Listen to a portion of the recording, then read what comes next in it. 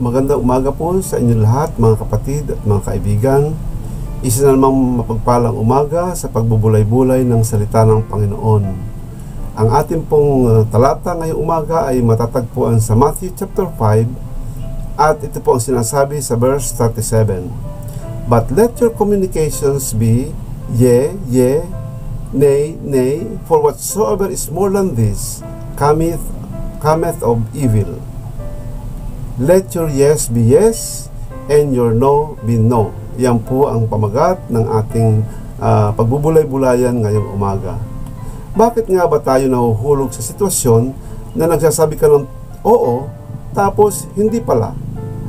O nagsasabi ka ng hindi, tapos oo pala? Dahil kalimitan, mga kapatid, taken for granted natin ang command na yan ng ating Panginoon. May mga sitwasyon na ito ay tolerable at hindi ikinakasama ng kausap mo, napapatawad ka at minsan pinapalampas na lang. At ang mga sitwasyon na umaabot hanggang sa korte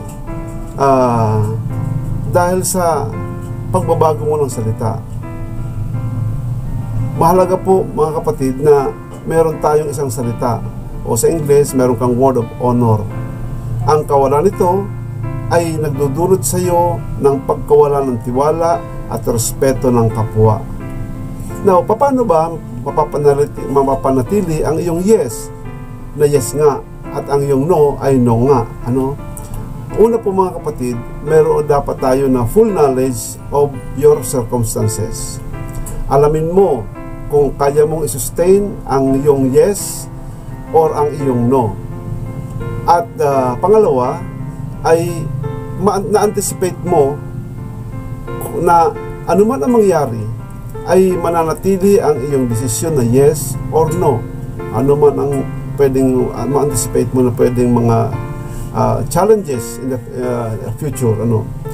Huwag lang po, mga kapatid, yes ng yes. May mga tao kasi na yes lang ng yes kahit hindi sigurado dahil ayaw niyang makasama ng loob ng kapwa. In the end, siya rin ang napapahiya. Ang iba naman ay gumagamit ng ibang tao para sabihin sa kapwa, sa kausap niya, na ayaw niya dahil siya ay hindi makapagsabi ng harapan na hindi.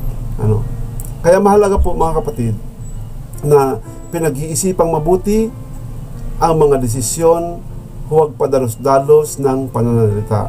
Sabi nga sa James chapter 1 verse 19, wherefore, my beloved brethren, let every man be swift to hear, slow to speak, slow to wrath. Kung sabihin, pinagbubulay-bulayan mo muna, pinag-iisipan mo ng gusto bago ka magsalita. For the wrath of man worketh not the righteousness of God. Marami ang maiiwasan na pagkadismaya o kabiguan kung maayos lang na napag-aaralan ang mga desisyon na ating ginagawa. At pangalawa, para manatili ang ating yes ay yes nga at ang ating no ay no nga, ay magiging tapat ka sa iyong sarili. Maging honest ka lang sa iyong sarili. Ipamuhay mo ang pagiging tapat at kamuhian ang kasinungalingan.